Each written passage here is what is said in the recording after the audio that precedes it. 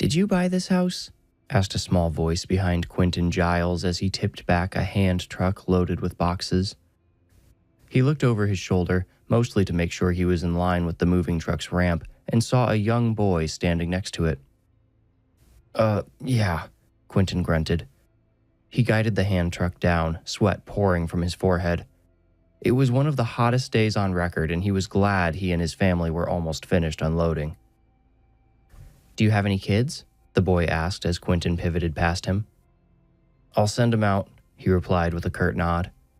He didn't mean to be rude. It was just so hot, and he'd completely exhausted himself. The air conditioning taunted him with a cool blast as he entered his new home through the garage. He couldn't wait to be able to stay inside unpacking with everyone else. He'd been making the boys help him bring in boxes, but they'd done all they could without being in the way. "Colby, Emmett, there's a kid outside who wants to meet you," Quentin called into the open, echoing townhouse. Around the corner, a stair near the top croaked. "What, Dad?" This was Emmett, 7 years old. "He said there's a kid outside," Quentin heard Colby, 9, mumble as he passed his brother down the stairs. Quentin began unloading the hand truck. His wife, Faith, appeared from one of the back rooms to start taking the boxes where they needed to go. When he rolled the empty hand truck back outside, Quentin saw his boys talking to the neighbor kid. Other children had joined them at the end of the driveway, too. The realtor mentioned lots of kids living in the neighborhood when he and Faith had toured the townhouse. Theirs was the last in a row of 6, across the street from a mirror row of 6 more, all painted the same naval blue with the same white trim. Some of the children's parents began to emerge from their garages and onto front patios, giving Quentin friendly waves. He was grateful they all had the manners to leave him be for the moment and let him finish his task. All but one. "Hello there," a smooth, even voice said behind him as Quentin loaded the hand truck again. He turned to look over his shoulder. This time, a man stood by the ramp. A man on the younger end of elderly, with thick glasses, thinning gray hair combed over his spotted scalp, and stubble that looked at least a couple of days old. "Hey, I'm Quentin Giles," Quentin said, trying not to be rude but continue working. "Rufus Card," the man replied. "I live right next door. I see the kids are already making friends. Those 2 boys are yours?" "Yes, sir," Quentin grunted, hoisting one of the last boxes onto the truck. "Let me give you a hand. You look beat," said Rufus. Quentin was going to dismiss him, but then thought, what's the harm? Let the guy help out. Rufus had even dressed like he came over to help in an old t-shirt and jeans with paint splotches and oil stains on them. He said, "You know what? I'd appreciate that. Thank you." The words weren't even out of his mouth before Rufus started clambering into the truck. For an older man, he moved well. Quentin wasn't up for conversation at the moment, but he made note to ask if Rufus did yoga later on. He was on the lookout for a new studio. Faith introduced herself when the men brought the last boxes inside. Quentin was careful not to do or say anything which could be interpreted as an invitation to stick around. He appreciated the help, but he really wanted to start unpacking. If he slowed down, he might not be able to power back up again. He turned to Faith and, trying to drop the hint it was time for Rufus to go, said, "Hey, could you call and order us some pizza? I'll have the boys come inside and keep unpacking." Rufus took the hint well. He smiled and said, "Welcome to the neighborhood, you two. It's a nice place to be." He turned to leave. Quentin followed him out. Halfway through the garage, Rufus turned back to him, slowing his stride. He said, "You know, I hate to spook you after we just met, but seeing those kids all talking reminds me there's a bit of a rumor that gets passed around by the kids here. I'm telling you now, since I'm sure you're bound to hear it." "Oh, what's the rumor?" asked Quentin. "It's a bit of an urban legend, I suppose," replied Rufus. "The kids call it Bugman, or sometimes the Praying Mantis, spelled with an E in praying, so I'm told. They say it watches them from their closets at night. Silly, I know. You'd think they'd grow out of it, but no. Ask some of the other parents. They'll tell you there's nothing to worry about. Just thought I'd warn you in case the little ones start waking up with nightmares. My kids are grown, but I remember how they are." Sure, of course. Thanks, Quentin replied. Kids are kids. They make up stories to spin each other up all the time. My thoughts exactly, Rufus said. He returned to his own yard, and Quentin called the boys inside. Did you guys make some new friends? He asked as they walked back in together. Yeah, Colby replied. There's Ronnie and his brother Levi. He's the first kid who came over. They live across the street. And a girl named Marietta and another girl named Amaya. They're not related, they're just both girls. Amaya has a brother named Garrett, though. They said there's a kid named Ken who lives at the end of our side of the street, but he didn't come out. You got the inside scoop on the whole neighborhood, huh? Quentin chuckled. The boys told him more about the kids they met and what little they'd heard about their parents, but neither of them mentioned anything about a man bug or whatever Rufus warned him about. Faith hadn't found an opportunity to order pizza yet, so Quentin told her he would take care of it. He needed to take the moving truck back to the rental place anyway and could pick up Little Caesars on the way home. The Giles family spent the rest of the evening snacking on pizza while they unpacked their kitchen, bedroom, and bathroom essentials. They didn't make it far before everyone started bickering, a sure sign of how tired they all were. Quentin and Faith sent the boys to bed to get them out of the way, but they didn't make much progress afterward. They reached the point of diminishing returns and turned in for the night. Luckily, putting their king bed together was one of the tasks Quentin had completed. The boys' beds still leaned in pieces against the walls of their shared bedroom. Their new home had enough rooms for each of them to have their own, but Emmett was nervous about sleeping alone for the first time, and Colby said he didn't mind sharing a room for a while longer. Quentin and Faith thought he may have secretly been a bit nervous too. The boys each rolled out a sleeping bag on opposite sides of the room. The navy blue walls made it look dark even with the light on. Their parents had already promised to repaint it, but told them it would probably be a while before they got around to it. After the hard day's work, even in an unfamiliar and uncomfortable setting, the boys fell asleep with relative ease. Staying asleep proved to be the challenge. Colby woke to something he thought he'd heard in a dream. He lay with his eyes wide open, staring at the ceiling, wondering how long he would have to wait before he could be certain the sound hadn't been real. "Colby?" Emmett whispered from his sleeping bag across the room. "You're awake?" Colby whispered back. "Yeah, I heard something weird." Colby swallowed and rolled over to look at his brother. Emmett's finger was pointed up at the ceiling. He could just barely see him in the moonlight slicing through their closed blinds. What Colby thought and now knew he heard sounded like a cardboard box being dropped on the ceiling. It was heavy and abrupt, but soft. "Should we get Mom and Dad?" Emmett whispered. Colby stayed quiet for a few more seconds, then answered, "I don't want to bother them unless we hear it again." Right on cue, the ceiling croaked like an overgrown bullfrog.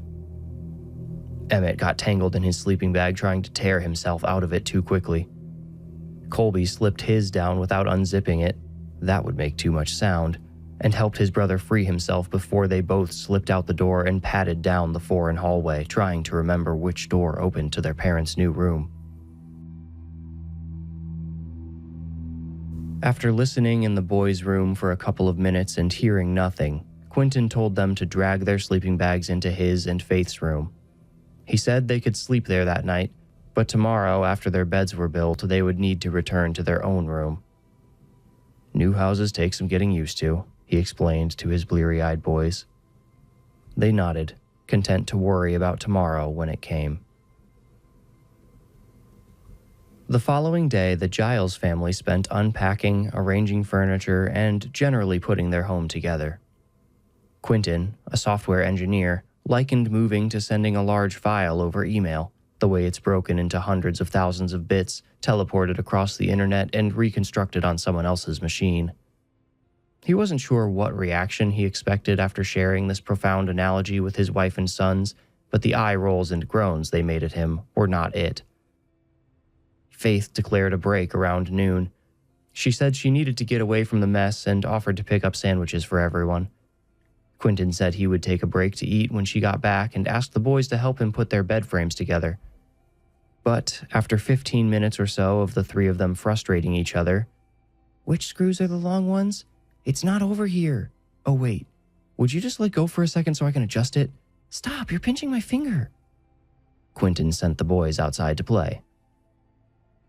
Being a sunny Sunday afternoon, most of the neighborhood's children were running, biking, or scootering around the street. The boys wandered out until the kids took notice and moved in to absorb them. This time, the boy at the end of the street, Ken Chiang, was outside playing with them, so Colby and Emmett got to meet him. He seemed overly reserved. The Giles boys knew plenty of shy kids at their old school, but Ken didn't seem like the type. It seemed like something was bothering him, but neither of them knew him even close to well enough to ask about it. Luckily, some of the other children did, and during a game of sardines, a version of hide-and-seek where one child hides at the beginning and the seekers join them when they find them until there's only one seeker left, Emmett found all the other kids hiding behind one of Marietta's mom's Camaro, whispering about Ken's troubles. "He's just like right there. He just stands by my bathroom and looks at me," Emmett heard Ken whispering. He sprang out from behind the Camaro's bumper and shouted, "Found ya!" Garrett Samsa and Levi Machado shouted. Marietta and Amaya Samsa shrieked. Ronnie Machado and Ken flinched back. Colby stood up and put a hand on his brother's shoulder to guide him away from the group, but only to fill him in on what he'd been listening to. "Ken says some big creature has been coming into his room at night and watching him sleep. It's really creepy. I don't think you should hear it." "But I wanna," Emmett argued. Colby shrugged. "Okay, but don't bother me if you have nightmares tonight. I warned you." "He should definitely hear this too," Ronnie said over Colby's shoulder. "Why?" asked Colby. "Because there used to be another kid here," Ronnie's brother Levi said, standing up. "He used to live in your house. His room was the first one at the top of your stairs." "That's our room," Emmett whispered to Colby. Levi made his eyes wide and dramatic. Ronnie took over. "Yeah, his name was Kyle, and he was the first one who told us about praying mantis." "Stop it, bro. Don't scare a little kid about his new house," Garrett urged. "I'm not little, I'm 7, said Emmett. In fairness, he barely looked a day over 6, but to 12-year-olds like Garrett, Marietta, and Ronnie, he may as well have been 3. "If he says he can take it, tell him," said Levi. He was closer to Colby's age, having just turned 10. He'd always been small for his age, though. "Take what?" asked poor Emmett. Ronnie leaned over Garrett's shoulder and said, "Kyle saw him at the end of your upstairs hallway in the middle of the night. Something or someone, tall, covered in all black with big shining eyes, just like a praying mantis." "That sounds made up," Colby said, putting blind faith behind his own words. "What was it?" Emmett asked. "Probably just some weird shadow he saw in the dark. You know how your eyes can trick you at night," Marietta offered. Eager to show support for her hypothesis, Garrett said, "I see weird stuff at night all the time, but I know it's just my eyes messing with me." "How do you know it's just your eyes?" Levi taunted. "Because I'm smart enough to know what I think I see doesn't actually make any sense," Garrett fired back. "But how do you know?" Ronnie asked, joining his brother in antagonizing their friend. Colby didn't think he liked the Machado boys very much. He got the sense the other kids tolerated them, but only barely. Garrett just shook his head. He gave Colby an apologetic shrug, then to Marietta said, "I think you're still right." "Yeah, 'cause you're in love with her," Ronnie jabbed. During the eruption of belligerent voices that followed, Colby whispered to Emmett that they should go. As much as he wanted to hear more about what that kid Kyle had seen in their house, he didn't think he would learn much more on that particular afternoon. Not with the Machados around anyway. They devoured the sandwiches Faith brought home in silence, only speaking to tell their parents they were fine after being asked if everything was okay. Quentin recalled what Rufus said about the kids spreading rumors, but decided to leave it be for the time. The kids were probably just tired from all the work they'd done and from all the work yet to come.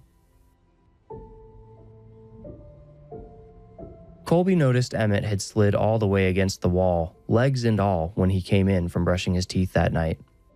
He guessed his brother had probably been thinking about the sounds in the ceiling when he crawled into bed. Colby had to admit the image of a bug man had crept into his thoughts on his way to and from the bathroom a minute prior. He tried not to imagine seeing what Kyle saw at the end of his dark hallway. He told himself that if he heard a single bump in the night, regardless of how his parents might dismiss him, he would run to them. He would bring them back to hear the sounds for themselves. And that's exactly what he did. He'd woken up after a thud directly above his head, but when they came to investigate, all his parents heard were a couple of very faint scuttling sounds. "I'll admit, there's something up there, but it sounds like just a mouse or maybe a bat. They get trapped in attics sometimes," said Quentin. Then, under his breath, "If the poor guy doesn't find his way out soon, it's gonna stink bad up here in a couple days." "Why?" asked Emmett. "Poop," Faith sputtered. "He'll poop a whole bunch and make it stink up there." "Oh yeah," Emmett laughed, fully buying this cover-up. Colby caught his parents silently arguing about protecting Emmett's feelings from the reality that the mouse might perish and rot. His mom won after mouthing, "He needs to go back to sleep." "Okay, boys, sleep well," Quentin said, grabbing the doorknob with one hand and putting his other arm around Faith to steer her out. "Good night," the boys replied in unison. Faith blew them a kiss and allowed Quentin to close the door. Hours later, Emmett woke up from a dream. It wasn't a bad dream, monotonous actually. In it, he'd been unpacking boxes in his bedroom. Behind him, he heard Colby open their closet. Its hinges groaned loudly at the beginning and again at the end of their partial rotation. He'd turned around, but Colby wasn't there. That's when he woke up and, even before his eyes fully adjusted, saw the closet door, which had definitely been closed when they went to bed and again after they woke up to the mouse noises, was now open. Emmett dared not move. He dared not speak. He tried not to even breathe. He turned his head ever so slightly toward Colby to see if his big brother had woken up as well. He appeared to still be sleeping. Sounded like it too. Emmett kept his eyes mostly shut in case some bug-faced creature was watching him from the shadows of the closet, but he didn't close them all the way so he could watch for movement. He felt his pent-up breath building in the base of his throat, ready to emerge as a scream the moment he saw or heard anything. Then he heard the hinges groan again. The closet door did not move, though. His dream had misattributed the sound in the unfamiliar house to the wrong door. This time, hearing the sound while awake, he saw it actually came from the bedroom door, which crept slowly inward. "Maybe it's just Mom checking on us," he thought. Then, "Maybe Dad's checking for that noise again." But as the door opened wide enough, a dark, hunched figure darted through, ran across the short space between the two doors, and disappeared into the closet, shutting the door softly behind it. His scream broke loose. Emmett woke his brother up with his shouts and cries of abject terror. Faith barreled down the hallway. She burst in, shouting, and made a flailing lunge toward Emmett's bed before her eyes seemed to clear, and she paused, panting. The chaotic symphony of noise made by Emmett, Faith, and Colby masked any sound coming from behind the closet door. After Quentin turned on the light and managed to get a semi-coherent explanation of what happened, he opened the closet. Besides the boys' hanging shirts, it was completely empty. "Anything?" Faith asked, keeping her distance from the closet as Quentin searched it. "Everything seems to be in place. Nobody here," Quentin replied. "What about that?" Faith asked, pointing up at the small scuttle door inside the boys' closet, the door to the attic. Quentin looked up and swallowed hard. Hey Emmett, how long after you saw that shadow in here did you yell for us?" Like the second I saw it, Emmett replied. Colby stared wide-eyed between his brother and father, his eyes flicking back and forth trying to process what his father might be thinking. See, Quentin said, turning to Faith. There's no way anyone could have climbed up there, opened that thing, and replaced it before we got in here, he said. Faith grimaced. You're probably right, but would you just go up and check? I'd feel a lot better, and I'm sure the boys would too. Emmett would definitely feel better, Colby stated. I've never even looked up there, have you? Faith asked. Quentin shook his head. I think the inspector popped his head up there, but I haven't seen it myself. If it'll help everyone get back to sleep, I'll take a look. It took a better part of 10 minutes for Quentin to unbury his ladder from behind layers of boxes in the garage, bring it upstairs, and empty enough out of the closet to fit it in. The boys were too scared to get out of their beds and help, and Faith stayed with them for comfort. Sweating, Quentin pushed open the scuttle door and moved it aside. He reached his hand down to his pocket, then grunted. God, I left my phone by our bed. Faith, could you? Faith patted Emmett on the head as she stood to leave. Quentin gave the boys a promising smile after she left, trying to show them he wasn't scared and there was nothing to be afraid of. Then, right above his ear, something squeaked. Quentin swore and nearly fell off the ladder. It tipped onto two legs. Attempting to right it, he struck his head against the scuttle door frame, which made him swear again, this time using a word Colby and Emmett had never heard before. What happened? Faith asked, running back into the room. Her extended arm held Quentin's phone, the flashlight already on. I told you it's just a frickin' mouse, her husband growled. Faith heard a faint giggle escape the hand Colby had clasped over his own mouth and shot him a warning glance. Are you okay? Faith asked. Yeah, I'm fine. Give me the phone. She did. Quentin somewhat reluctantly raised the light into the attic. He hoped to scare off any critters crouching near the scuttle hole before he put his face right next to them. He did hear multiple animals scurry away, but saw none of them. More importantly, he didn't see any big, shadowy figures. The attic was, he admitted, quite creepy, with flaps of lazily cut Tyvek house wrap hanging from the roof and along the firewall separating their home from the next. But after a couple of 360-degree turns, Quentin determined the only creatures up there were those small enough to hide within the insulation.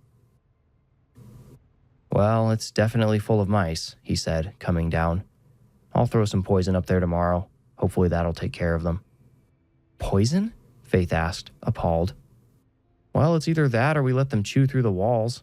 They're dead either way. Faith whispered, Maybe we should talk about this tomorrow.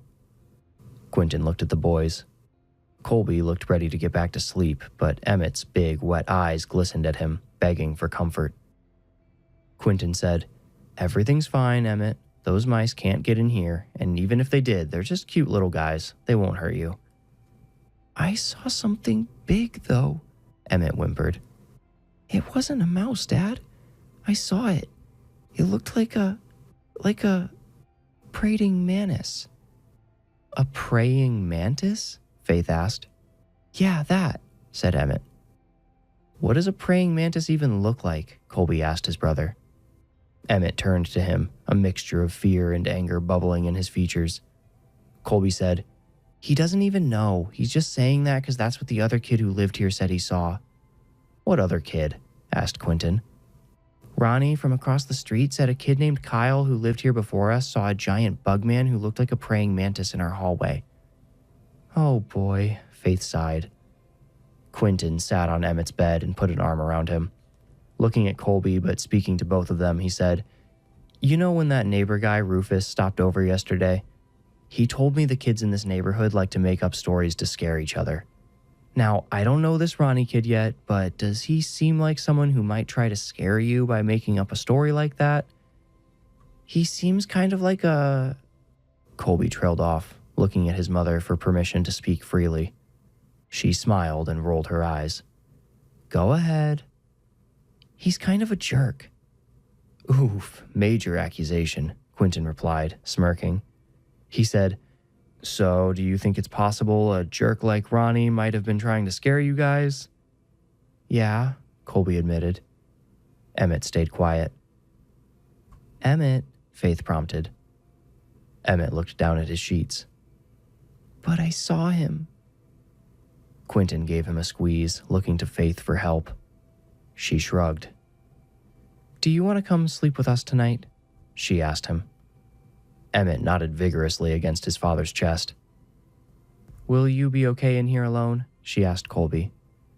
"Yeah, I'll be fine," he replied, filling his voice with confidence, but internally he wasn't so sure. Nevertheless, after his parents and brother left the room, he pulled his sheets up almost all the way over his head and, eventually, fell asleep. Quentin picked up some poison from Ace Hardware and tossed it across the attic the following afternoon. No one spoke much of the incident the previous night, and all felt better now that some action had been taken to potentially solve the problem. Still, Faith found various tasks for each of the boys to keep them inside after the rest of the neighborhood had gone out to play. She didn't want Emmett getting spun up by more creepypasta nonsense until they all got at least one full night of sleep. She had so much to get done, but she was dragging. She'd struggled to sleep after returning to her bed the previous night. She knew Quentin looked around the attic and saw nothing but rodents making noises, but she found this explanation difficult to fully accept. See, she'd already been awake when Emmett began screaming. A sound had awoken her, too. Not fully enough to bring her out of the shallow end of deep sleep, but enough to power on her senses. What yanked her to full alert was a second sound. The sound of a footstep right outside she and Quentin's bedroom door. And had she heard the door latch right before? When Emmett began screaming, Faith charged to his room so aggressively because she thought she may have just detected an intruder. But there had been no one in the boys' room, nor in their closet. No one could have gotten out through their room without using the window, which was still locked on the inside, or climbing into the attic. But Quentin checked it. Well, Faith told herself, he is my kid. Guess he has my imagination too. Guess we're just reacting to this new place the same way. The following days and nights supported that idea. Nearly a week passed without Emmett waking up from more than a full bladder. Quentin and Faith caught up on sleep, then banked the excess to energize their efforts to finish putting the house together. Everyone seemed much happier by the week's end. But at almost the exact end of their first full week in the house, 11:52 on Saturday night, one of the boys woke them all with a scream. Both Quentin and Faith made the desperate charge to the boys' room this time, because this time, Emmett was not screaming. It was Colby.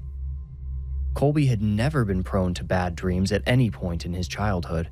Never had he woken them up because he had a nightmare. "He was right there in the closet," Colby shouted when they barged in. His trembling finger pointed at the closet door. Faith put a protective arm around Emmett and felt him shaking. "Did you see him too?" she whispered. Emmett nodded.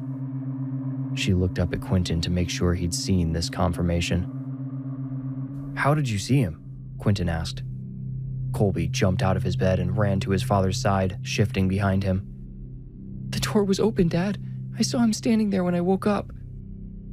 This sent Quentin's heart into his throat, since the closet door was now closed. "Who did you see?" he asked his son. "It was..." Unable to wait for his answer, Quentin impatiently waved Faith and Emmett out of the room.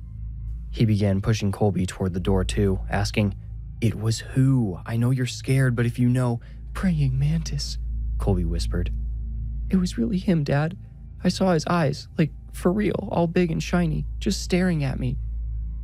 "Just wait in the hallway with Mom," Quentin said, nudging him through the doorway. "Faith, call the police, please. Even if it's nothing, I'd still rather they be on their way here." Emmett handed Faith her phone, having already retrieved it from her bedside, knowing she would need it. She saw the honest desperation in his eyes. She nodded to him like a good soldier, then herded the boys toward the stairs. She didn't make them go down, though, only because she didn't want them to be alone, but couldn't leave Quentin. A 911 dispatcher answered the phone. Faith briefly explained how they thought there might be an intruder in their home. The dispatcher advised them not to open the closet, but before Faith could relay this instruction to her husband, he'd already turned the knob. He yanked the door open, jumping back to dodge any incoming attacks, but none came. The closet, at least at a glance, looked empty. Faith saw him eyeing the scuttle door and pleaded with Quentin not to go into the attic. The dispatcher backed her up. This time, Quentin heeded their advice. He led his family outside to wait for the responding officers. When they arrived, Quentin led them upstairs. He had to bring them his ladder to reach the attic, which he could tell made them skeptical of the possibility an intruder could have gotten up to the scuttle door without a trace, a doubt Quentin vocally shared. Only one of the officers stuck his head into the attic to look around with his high-powered flashlight. "The only concern I have," the officer said, brushing cobwebs off his elbows after he descended, "is that big piece of plywood up against the firewall." "Oh, is it like a fire code thing?" asked Quentin. "Huh? Oh, no. Well, I don't know, actually. I just mean it's the only thing I could see that could be hiding a way in, something along those lines. A hideaway, maybe? But I mean, it's bolted to the wall on your side of the firewall, so I don't see how anyone on the other side could open it." "Want me to go up there and check?" Quentin asked, a bit annoyed this hadn't already been done by the concerned officer. Well, we could. Honestly, it doesn't look too stable up there, and we might bust through your ceiling, though. I think our best option would be to see if we can wake up your neighbor to see if we can have a look on the other side of the wall. Could be there's somebody hiding out on his side." "Oh, no, please don't do that. It's the middle of the night," gasped Quentin. "Listen, it's just my kids. They claim they saw this guy, but all the neighborhood kids told them this scary story about some bug man, and I think this has just gotten their imaginations going. Somebody's headlights probably flashed through the blinds and made a shadow or something." The officers appeared hesitant to accept this as the final explanation. "Look," said Quentin, "I'll find a safe way to check out that board tomorrow. You said it looks like it's secured, though?" The officer shrugged with one shoulder. "I mean, it was bolted into the brick, so..." Quentin nodded. "Can I take a look before you guys go?" The officers stuck around while Quentin had a look at the plywood square mounted to his side of the firewall. 4 sturdy bolts secured it to the brick behind it. Time appeared to have welded them in place. "Yeah, that looks like it can wait until the morning," he said. "Sorry to waste your guys' time." The other officer said, "No worries, sir. If you hear back or see anything else, just call us right back. We'll try to stick around this area for a while just in case." "Well, I appreciate that," Quentin replied, grinning. "I'll walk you out." Quentin left the ladder in the boys' room so he could take a closer look at the board the next morning like he promised to. He positioned himself on 2 struts to make sure he wouldn't fall through the ceiling, then gave the board a couple of strong tugs. Although it gave a little more than he expected, it held fast to the wall. The centimeter or so he managed to pull it away certainly wouldn't have allowed anyone to pass through. He shared this good news with the rest of the family while he carried the ladder back downstairs, but it didn't seem to put anyone at ease. Rufus happened to be weeding his front flower garden when Quentin carried the ladder back to the garage. "Morning, neighbor," he called, waving cheerily. "Morning," Quentin waved back. Rufus stood, propping up one leg at a time, then pushing the rest of himself up with his hands on his knees. He said, "Say, I don't mean to be nosy, but something woke me up last night, and when I peeked out the window..." "Oh, the cops? Yeah, sorry. Hope it wasn't us that woke you," Quentin said. He smiled to show everything was fine. "So everyone's okay in there?" Rufus asked. "You bet. The boys just thought they saw something. What you told me about the kids spreading rumors, I think I probably should have shared that warning with them sooner." "Ah," Rufus nodded, thoughtfully. "Hey, there is one thing I wanted to ask you, though," Quentin started. He didn't know Rufus very well yet, hardly at all, so he felt a bit awkward about what he needed to ask. "Have you ever gone up to your attic? Have you looked up there recently?" "Oh, we get our fair share of mice here, that I know," Rufus replied. "I've got to stick traps around the house and in the garage, especially in the spring and summer to keep them down. Maybe mice are what you heard up there. As for my attic, I'm a bit too creaky to be climbing up there." Quentin said, "Psh, you seem like you're staying spry enough. Anyway, I was just up in mine this morning, hence the, He stuck his thumb over his shoulder, indicating the ladder. "Anything interesting?" Rufus asked. "Nah. Well, there is this board bolted to the firewall for some reason. You know anything about that?" "A board stuck to... No, can't say so. Your predecessors used to complain about bats. Maybe they patched up some kind of hole up there." "Maybe. Well, I'll let you get back to it. The police sort of offered to take a peek in your attic for you if you decide you'd like someone to. I told them not to bother you last night, but I can always call them back here just to be sure. The kids, they were pretty genuinely freaked out last night. I'm sure it was just a night terror sort of thing, but they really had us going for a bit." "I'm sure," Rufus said, smiling compassionately.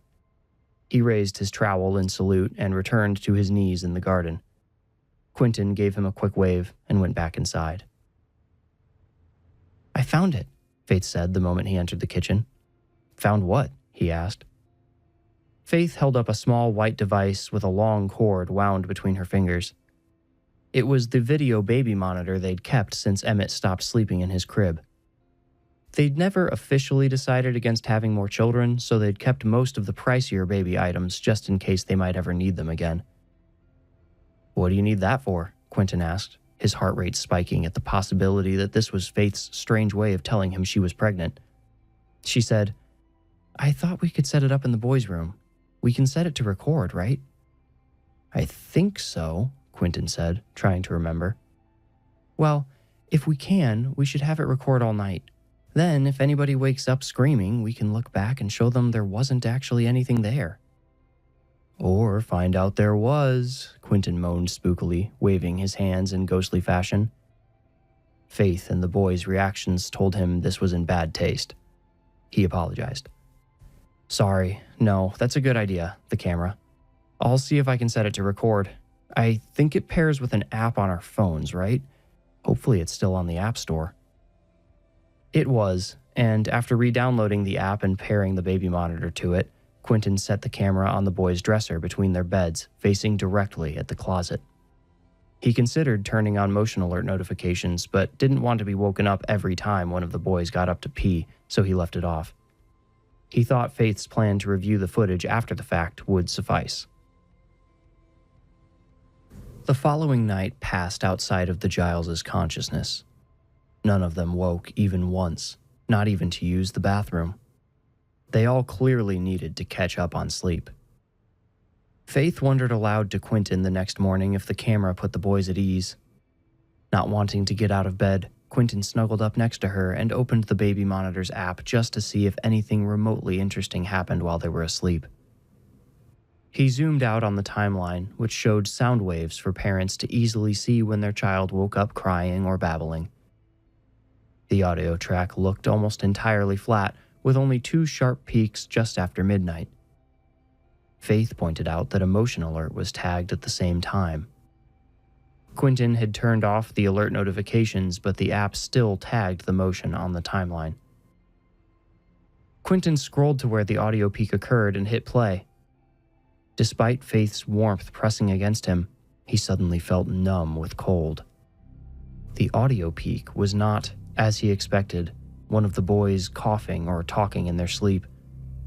It was caused by the sound of the closet doorknob popping free of the lock set. The motion was not one of the boys getting out of bed to use the bathroom. The alert had been triggered by the closet door across from the sleeping boys slowly creeping open until it gaped wide. A shadow-masked hand could be seen retracting from the doorknob into the darkness inside. Faith and Quentin leapt out of bed and ran for the boys' room. Faith got there first. She shouted down the hall, "They're okay," before Quentin got through his bedroom door. He stopped there and scrubbed forward on the video. The closet door remained open for nearly 15 minutes without any sound or motion coming from it. Then, the shadow-masked hand re-emerged, stretching toward the doorknob to bring it in and close the door, causing the second audio spike when it latched shut. He exported the video to his iPhone's camera roll and opened it. Using the phone's editing features, he brightened the video and played the contrast. Still, he could not quite make out the figure lurking in the closet. He scrolled through every possible adjustment, moving each as far as it would go in either direction to find out which way would bring out more detail. Eventually, he increased the exposure all the way, dropped the contrast to almost zero, and tinted the video green. Something about this combination finally erased the majority of the shadows in the closet, bringing forth a horrifying image. There, crouched between his children's hanging shirts, was a person dressed entirely in black from head to toe, even wearing what looked like a turtleneck to hide the skin of their neck. On their head, they wore, it was difficult to see, but what could only be a gas mask with a round filter over the mouth and two huge, shining ovals for eyes. Eyes which looked incredibly bug-like in the dark. Like a praying mantis. "Faith!" he shouted, ejecting off the mattress. "Faith, get them out! Get out of the house!" This time, he waited for the police to arrive and let them open the closet. The two officers and their sergeant touched nothing else in the room, did not even open the curtains before swarming around the door. Quentin watched from the hallway as they barked at anyone inside the closet to come out. The flashlights shining under their gun barrels made the door's dull wood appear almost reflective. Finally, the sergeant ordered one of the officers, "Open it!" Quentin shrank back. The officer kept his pistol with the mounted flashlight trained on the opening that was about to appear as he twisted the knob. He opened it no more than 2 inches before shouting and jumping back, "Hands up! Hands up! Hands up!" The others moved tactfully around the swinging door. All 3 flashlights illuminated the man inside. He stood at least 2 feet taller than any of the police. His shining black eyes stared down at them. Quentin awaited the inevitable gunfire. He doubted this beast would go peacefully. "Dispatch, can we get a detective to my location? We have 1 DOA. No additional units at this time," the sergeant spoke into his radio. Then he holstered his weapon. The others followed his lead, shutting off their flashlights as they did so. "DOA?" Quentin asked, before he remembered he did know what it meant. Dead on arrival. The sergeant donned a light blue surgical glove and reached in to turn on the closet light. Quentin's shallow breath actually deepened as his mind disassociated from what his eyes showed it. The thing in the closet was not some insectoid beast. It was only a man after all. A man wearing a gas mask and dressed entirely in black. He was hanging 3 feet off the floor by his neck and swaying limply from the wind of the sucking closet door. "Sir, you're going to need to head back outside, please," one of the officers said. "But what about—" "Sir," the sergeant stepped in. "She's right. This is now an active crime scene. We're going to need you to step out. Did you say you called this in because of a video?" "Yeah, I saw it on my phone," Quentin replied, utterly dazed. "Well, we'll want to see that as soon as you're able to show us, but for now, I need you out." The Giles family watched the paramedics wheel the covered body out their front door 2 hours later. Quentin approached them, only to be intercepted by the detective who had spent one of those 2 hours questioning him in the driveway. "Mr. Giles, you can't," he said. "But what if I can ID him?" Quentin asked. "I just want to see his face." We know who he is," the detective replied. Quentin leaned forward as if this information would suddenly allow him to see through the sheet on the stretcher now being loaded into the ambulance. When the detective leaned to block his gaze, Quentin demanded, "Tell me who it is. Tell me who's been in my kid's room." The detective made a concerned glance toward Colby and Emmett, standing on either side of their mother. Faith correctly interpreted this look and led the boys a few paces away. The detective then led Quentin to the stretcher's side. The paramedics took their cue and paused, loading it in. The detective pulled the sheet off the dead man's face. After a moment's silence, he asked, "Had you met him?" "Yeah, we talked a few times," Quentin murmured. "Do you know why he might have been in your house?" "Rufus? Hell no. I said we talked, but I never had any reason to let him in. Jeez, Rufus? He didn't seem like I wouldn't have ever thought."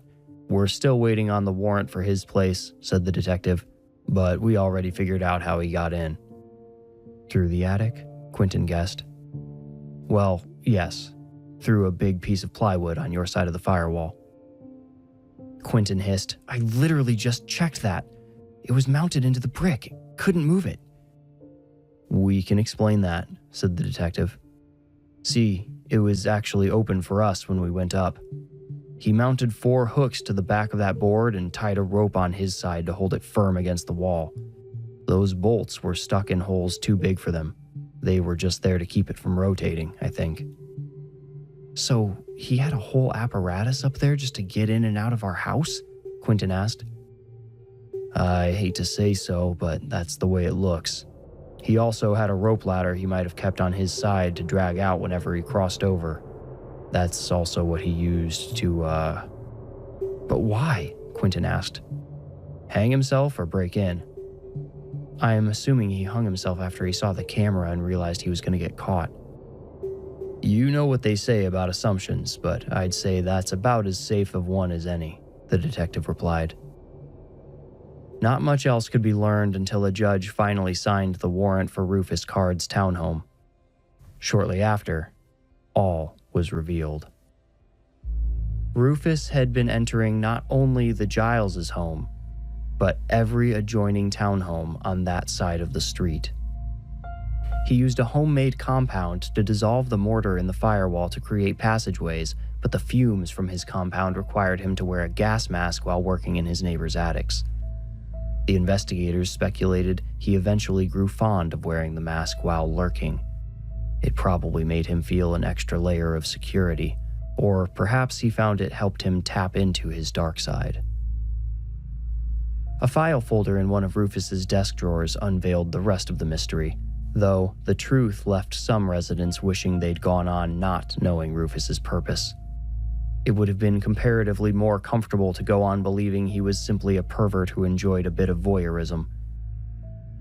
Part of the file consisted of handwritten notes, the rest drawings.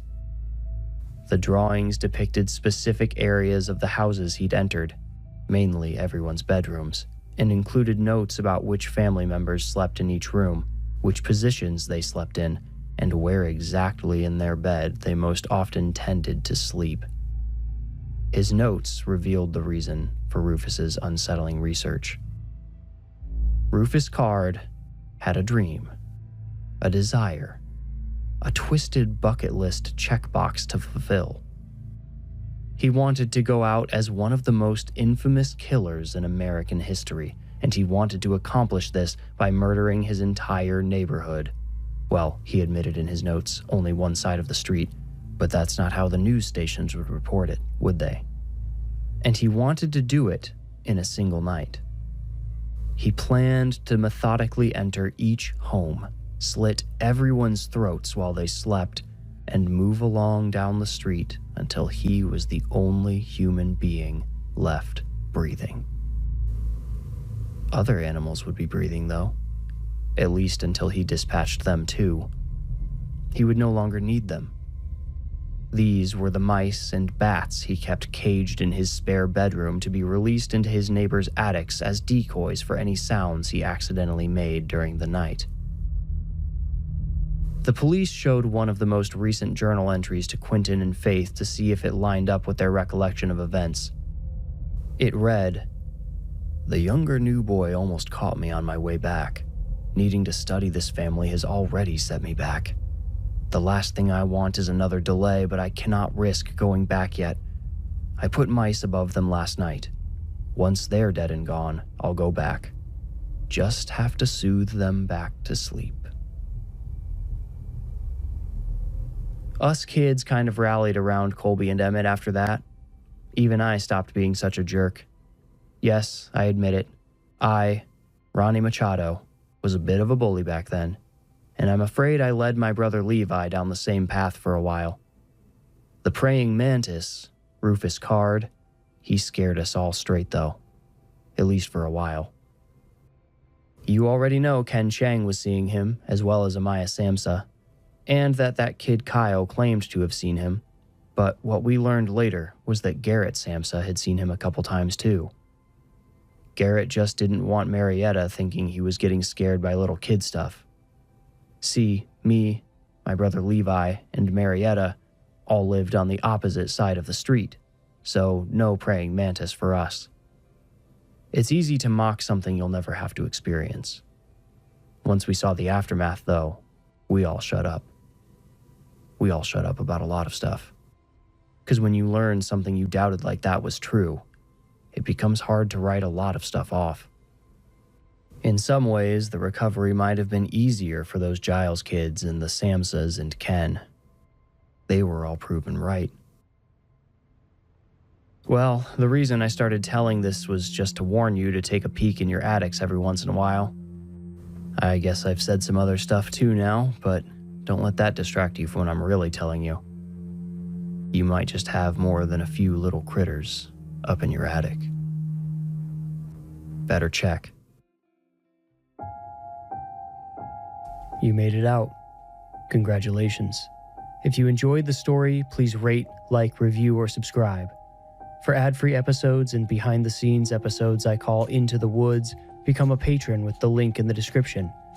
You can also support the show by buying merch. That link is also in the description below.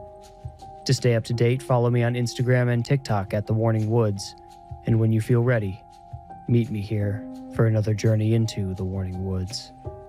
Thank you for listening.